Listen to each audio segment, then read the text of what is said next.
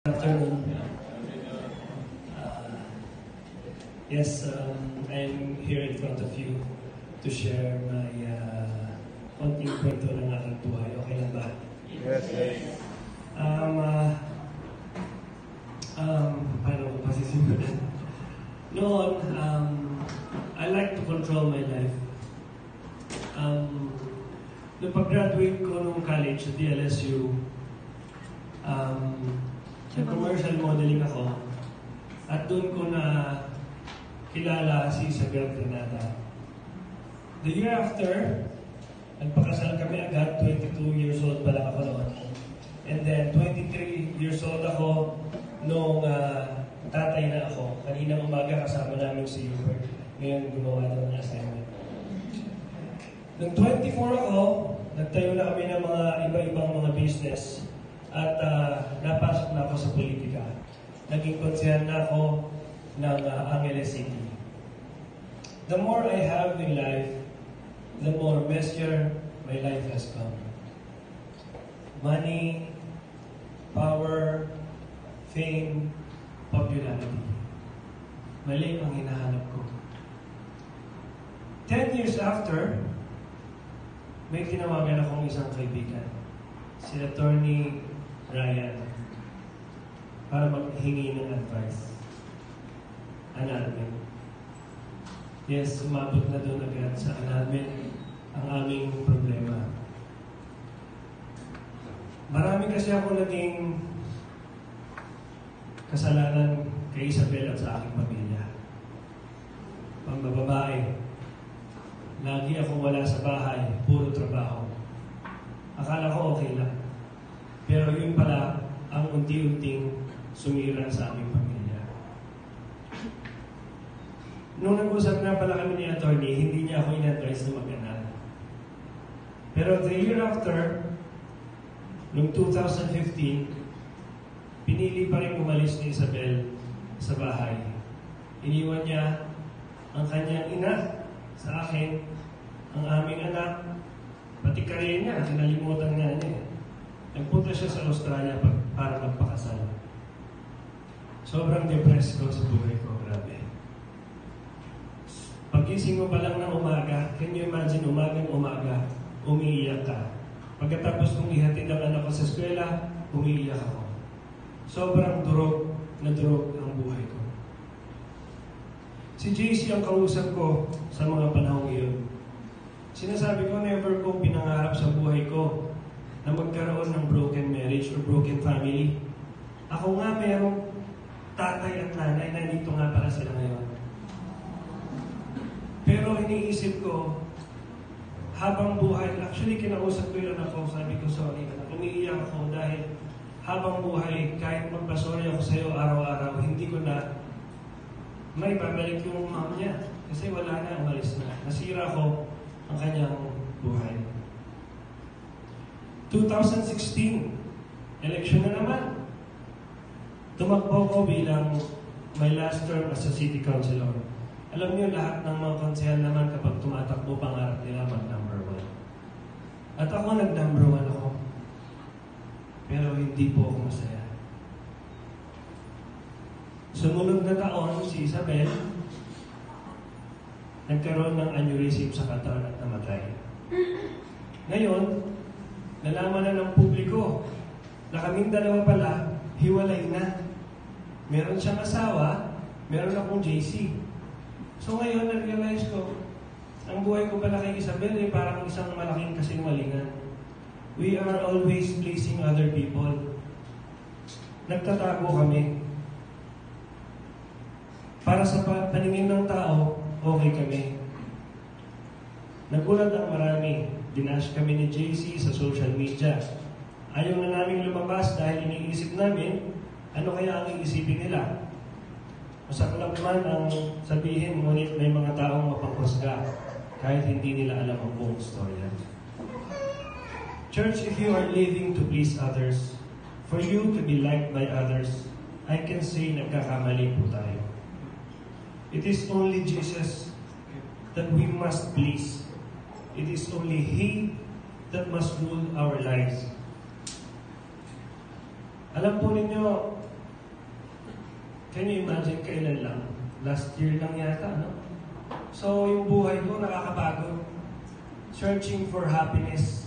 Yung mga 10 P na yun, sinerch ko lahat yun. At lahat halos nun, nakuha ko naman.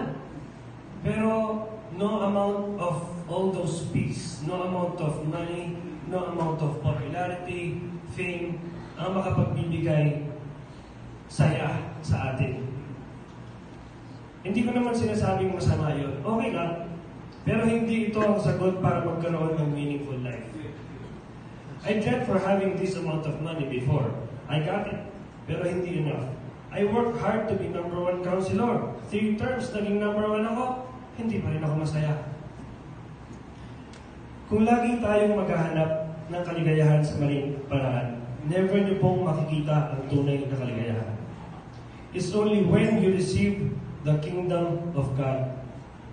Alam niyo po noon, I often have tears of sadness and pain. Now, laging tears of joy. Kahit wala akong ginagawa, kinukwento ko po yan sa mama ko, nandito siya. Kinukwento ko sa kanya, alam mo ma, kahit wala akong ginagawa ngayon, ang saya-saya ko. Meron ako mga kapatid ko, minsan nalulungkot sila. Minsan, meron tayong mga problema, nalulungkot tayo. Pero kapag nasa puso mo ang Diyos, kahit walang dahilan, ang saya-saya mo pala, pwede pala yun. Walang sino man o walang anumang bagay ang makapagpapasaya sa atin kumpara sa sayang kayang ibigay sa buhay natin ng Diyos. After a few years, 2014 kami nag-usap ni Atty. Ryan. Thank you, Atty. Ryan, dahil hindi ka tumigil na sa pagtatasal sa akin. Nakita kami ulit, mamaya kakwento ni JC, ng hindi sinasadyang pagkakataon. Siya ang ginamit ni Lord para magbago ang aming buhay.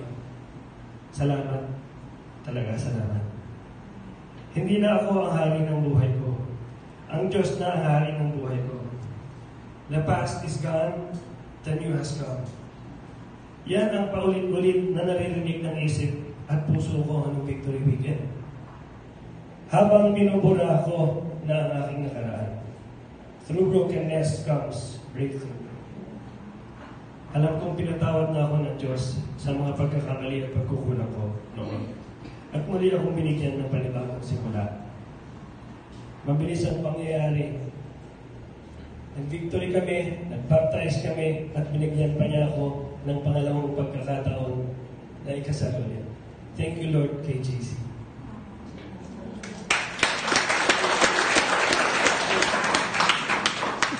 Ikaw na magtulog. Tumulo na yung luha ko. Thank you. Hello po. Good afternoon. Ako po si JC Aguas. Ako po yung forever ni Jericho. Alam niyo po, life before victory was a constant struggle. I do believe in Jesus, but I don't go to church regularly. Hindi rin po ako laging nagdadasal. Nagdadasal lang ako pag may kailangan ako, o yung walang-wala na akong choice para humingi na lang ng tulong sa Kanya. I always do what I think is right. I was the king of my life.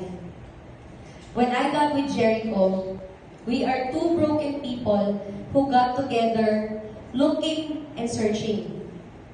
Alam niyo po, bago po kami magpunta sa Victory, nag-try po kami ng 3 different churches. Kasi alam po namin, sa relationship namin, there is something missing.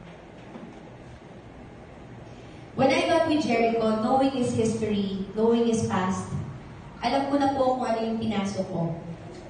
Alam ko na never kami magpapakasal kasi he really made that clear to me. Pag binibringan ko po yung kasal, lagi po kami nag-aaway. Lagi po siyang nagagalit. Sinasabi niya sa akin noon, magbe-baby tayo, pero never tayo magpapakasal. Kasi, sabi nga po niya, siya noon, nung kinasal siya, 5 pa yung pare sa kasal niya. Pero naghiwalay din po sila. So, he does not believe in marriage.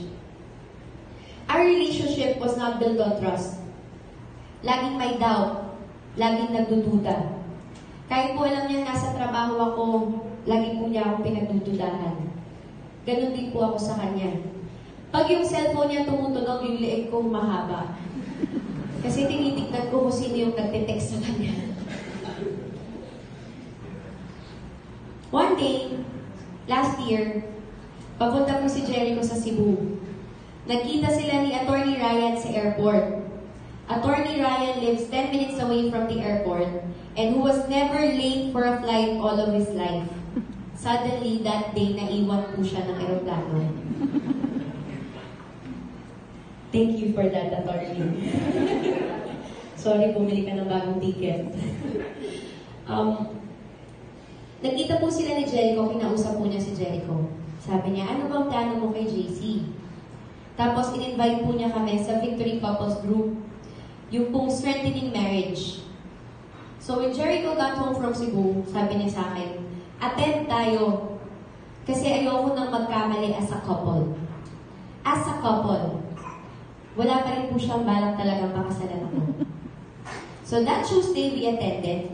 At pagkatapos po ng VG, dyan po sa labas, pasakay ng kotse, nasa kabilang side siya, sabi niya, bago pumasok sa car, sabi niya, mahal, papakasalan na yata kita. Imagine niyo na lang po yung kilig ko. Sabi ko sa kanya, babalik tayo dito ah. So we did. We continued going to the Victory Group, then we attended yung Sunday service, at tapos nag-one-to-one na rin po kami. I remember my first one-to-one with Gian. Sabi niya, obedience becomes blessing. So naisip ko po, if I keep going to this church and I follow them, I will be blessed. So mali po yung motive ko sa pagpasok ko sa Victory. Yung motive ko po was, let's go to this church para pakasalan niya ako. Or let's go to this church para may kapalit na blessing. Until Victory Weekend came. Then, ayun na. Doon ko na po nalaman, doon na nag-make sense lahat ng mga sinasabi sa akin ni Gian. Victory Weekend taught me a lot of things na buong buhay ko, hindi ko nalaman. O kaya, alam ko na siya, pero hindi ko po siya pinaniniwalaan. Doon namin nakilala si Jesus ng gusto. Doon ko po nalaman lahat ng ginawa niya para sa akin. He suffered, He died, pinako sa krus dahil sa lahat ng mga kasalanan na gawa ko. May isang part po during Victory Weekend na I just won't stop crying. Kasi everything from my past, simula ko po nung bata ako, bumalik sa akin. Naisip ko, I am not worthy. I am not worthy to this. Sa dami-dami ng kasalanan na gawa ko, iyak lang po ako ng iyak. Kasi nalaman ko, meron po palang isang tao na kahit anong mangyari, hindi ako iiwan. Na kahit anong pa po yung kasalanan ko, kaya niya akong patawarin. At yun po si Jesus. During baptism sa pool, I know at that moment, magbabago na po yung buhay ko. Paglubog sa akin sa tubig at pag-ahon ko, I do not know if it's just me, but I felt different. I felt relieved. I felt forgiven. I felt accepted. Now God is the King of my life. Our life. We are not perfect, but we try to follow Him according to His Word. Alam niyo po, sobrang gaan ng buhay if you worry less and you leave it all up to Him. Let Him take over. Put Him in the center of your relationship or your life, and nothing can go wrong. I can say we are happy and we are loved by one another. Sobrang galing po talaga ni Lord. Ang galing-galing na ginawa niya sa life namin, sa life ko. I am blessed beyond expectations. Yung dati ko pong magulong buhay na walang purpose, ngayon punong-puno na po. I have a family. I have my Aguas family here. I have Hubert. I have Jericho. I have a church, Victory. I have a Victory group, a VG group to share your weekly life story. At ang pinaka-importante po sa lahat, we have Jesus.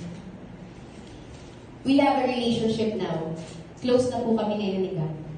Thank you.